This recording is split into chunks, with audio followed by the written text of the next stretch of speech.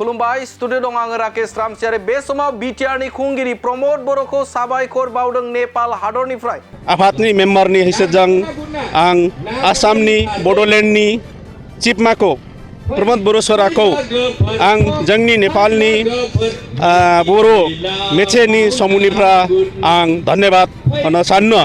नाथाय मानो साबायखर बावदों बिटिआरनि खुंगिरि प्रमद बर'खौ मा जाहोननि थाखाय साबायखर बावदों बिटिआरनि खुंगिरि प्रमद बर'खौ फै जों नोंथांमोननो फोरमायनि।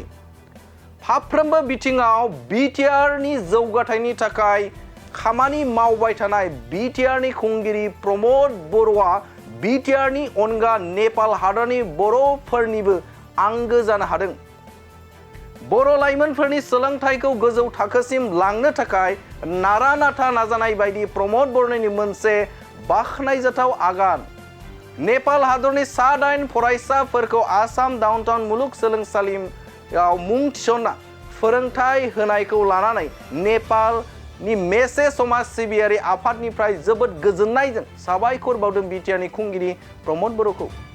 बिटिआरनि खुंगिरि प्रमद बर'खौ बेफोरबायदि नेपाल हादरनि थाखाय बाख्नायजाथाव खामानि मावनायखौ आरोबाव नेपाल हादरनि फरायसाफोरखौ बोसोराव 4-5 फोरोंथाइ होनो हायोब्ला जोबोद गोजोन बावगोन होननानैबो फोरमायदेरो। नेपाल हादराव टेकनिशियान फरायनो थाखाय खमैबो 25 निफ्राय 30 लाख रां थाङो। बेखायनो जों थामहिनबा मेचे हारिनि बै जायगानि नेपाल हादरनि बर'फोरा फरायहोनो हाया। नेपाल हादरनि फरायसाफोरखौ बड'लेण्ड मुलुगसोलोंसालियाव फोरोंथाइ होनायजों लोगोसे बर'फोरनि दामनाय देनाय मोसानायफोरखौ फोरोंना नेपालनि बर'फोरनि थाखाय मुलाम्फा गोनां जागोन होननानै फोरमायदेरो नेपाल हादरनि मेचे सिबियारि आफादनि बारग' आफादगिरि रुपेश मेचे बिथाङा। दानिया फैदो बिथां रुपेश मेचेआ आरोबाव मा बाख्नायजाथाव बाथ्रा बुंदों नोंथांमोननि गेजेराव बे समाव बड'लेण्ड बुब्लिनि गेजेरजों होबावनि। खुलुमबाय, आं नेपालनि मेचे सिबियारि आफादनि रिटार्न आफादगिरिमोन। दा जोंनि बे नेपाल हादरनाव आसामनि बड'लेण्डनिफ्राय राइटार युथ फर्सनि राइटार नि प्रग्राम नेपाल हादरनाव बेहाय जोंनि जलथल आयनाबारिनि युवा क्लबजों बे सानथामनि प्रग्रामा जों राइटार लिरगिरिफोरनि जों प्रग्रामाखौ आसाम बड'लेण्डनिफ्राय जोंनि बे नेपाल हादरनाव प्रग्राम लानायखौ आं आसाम बड'लेण्डनि चिफ प्रमद बर' बिथाङा बे आसामनिफ्राय बड'लेण्डनिफ्राय गुबुन गुबुन जिल्लानिफ्राय गुबुन गुबुन डिस्ट्रिक्टनिफ्राय जों राइटारफोर लिरगिरिफोरा दिनै सानथामनि प्रग्रामफोरखौ बोथोन उदायनिफ्राय बस गारि फैनो थांनो गारि भारा आरो बे प्रग्रामखौ सहाय होनायनि जों नेपाल हादरनिफ्राय आं मेचे सिबियारिनि आफादनि मेम्बारनि हैसोजों आं आसामनि बड'लेण्डनि चिफ माको प्रमद बर' सराखौ आं जोंनि नेपालनि बर' मेचेनि समूहनिफ्राय आं धन्यवाद होनो सानो। आरो जोंनि नेपालनि स्टुडेन्टखौ आसाम डाउनटाउन कलेजाव गुवाहाटीयाव दा 8 जन बर' सेंग्रा सिंग्रि आसाम गुवाहाटीयाव फरायगासिनो दङ। आरो बे जोंनि नेपालनि बर' सेंग्रा सिंग्रिफोरखौ जों दिनै टेकनिशियालनि लेब टेकनिशियाल नर्सनि बेबायदिनि स्टुडेन्टआव फरायगासिनो दङ।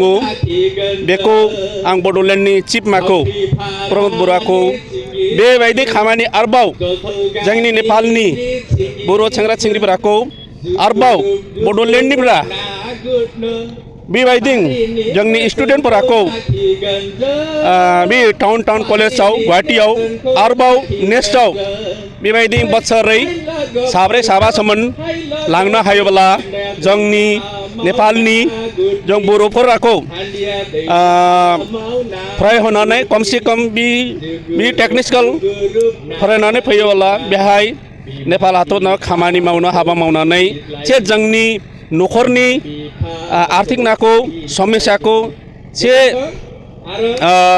बे टेक्निकेल खामानि मावनानै से न'खरफोराखौ मोजां खालामनो हानायमोन ओमफ्राय खमसे खम बे टेक्निकेल फ्रायनो दा नेपाल हादराव मथा मथि 25 लाखनिफ्राय 30 लाख थाखा थाङो बेबायदि जोङो नेपालनि बर'फोरा हाया आर्थिकआ जोंनि एकदम आवश्यक दङ जोंनि जानाय लोंनायनि बेबायदि समस्या दङ तर दिनै जोंखौ दिनै नेपाल गभर्नमेन्टआ न'खराव साफायाव गभर्नमेन्ट सुबिदा होनानै मोनसे साफायाव जोंखौ 4000 थाखा मासे होयो बेनि थाखाय दिनै जों से बिसा बिसुवाखौ स्कुलाव से मोजां फरायहोनो बोर्डिंफोर सरकारि स्कुलफोराव से फरायगासिनो दङ आरो आं मा आसा खालामबावो होनब्ला बड'लेण्ड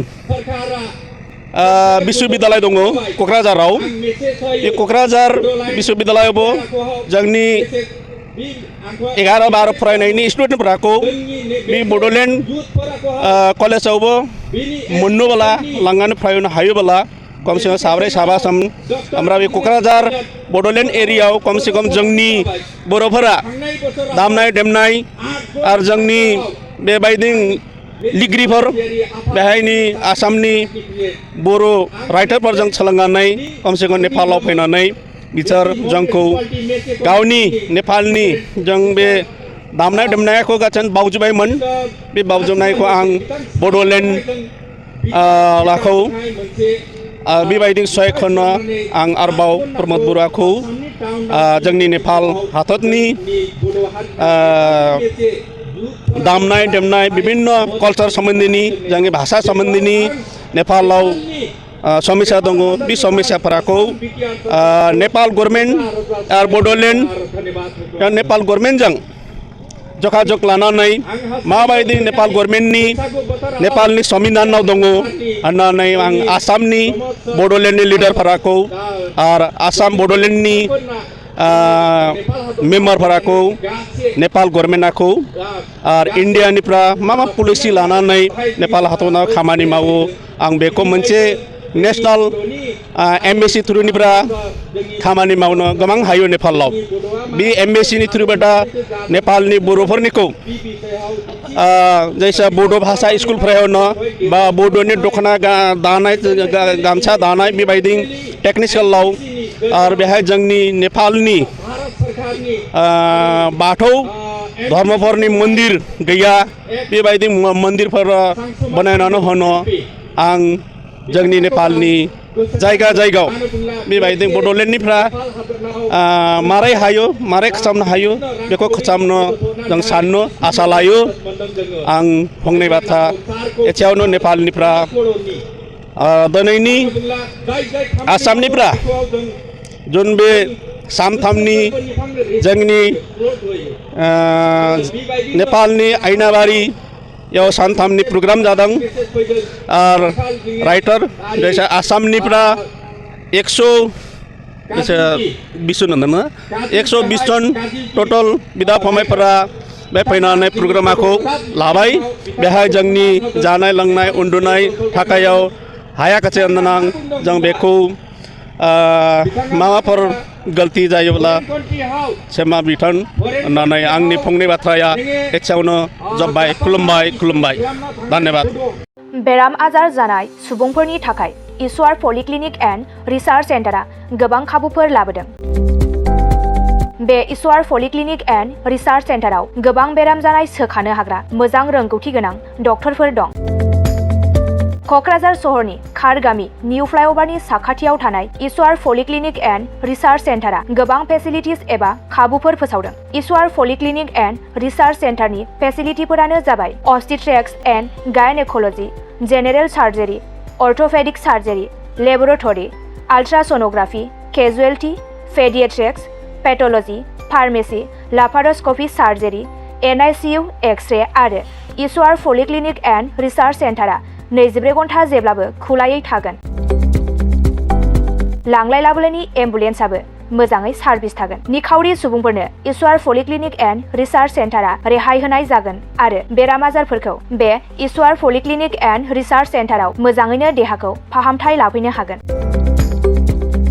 खम बेसेनाव जायखिजाया समावनो अपारेशन खालामनो हानाय जागोन। आबुङै खौरां लाहरनो थाखाय 9395024949 जानबुं नाम्बाराव खौरां लाहरनो हागोन आरो इमेल isuarpoli30 @gmail.com आव जगाजग खालामनो हागोन। নমস্কাৰ, মই ঈশ্বৰ পলিক্লিনিক ৰিচাৰ্চ চেণ্টাৰৰ ছুপাৰিণ্টেণ্ডেণ্ট ডক্টৰ CK ডিমাৰীয়ে কৈছোঁ।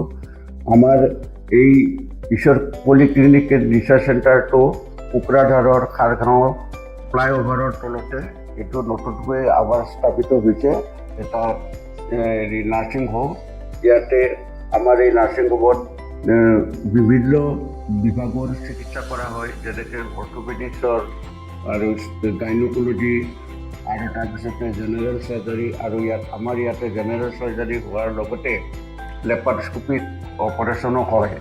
আমাৰ ইয়াতে সুবিধা আছে, যেনেকৈ আমাৰ লেবৰেটৰী আছে, এক্সৰে, ছ'নোগ্ৰাফি, এইবিলাক সম্পূৰ্ণ আমি ৰাইজক ছাৰ্ভিচ দিবৰ কাৰণে যুগুতাইছোঁ। ৰাইজ আমাৰ ইয়াতে OPD যিটো মানে বহিৰ্বিভাগৰ ৰোগী চোৱা হয়, সেইটো আমাৰ চোৱা হয়। তাৰোপৰি দিনে ৰাতিয়ে আমাৰ ইয়াতে অপাৰেশ্যন কৰা হয়। গোটেইখিনি সুবিধা আপোনালোকে পাব। ইয়াৰ উপৰিও যিসকল লোক আৰ্থিকভাৱে তেওঁলোকৰ দুৰ্বল, তেওঁলোকক আমি ৰেহাই ৰেটত আমি চিকিৎসা কৰিবৰ কাৰণে যত্ন কৰিম।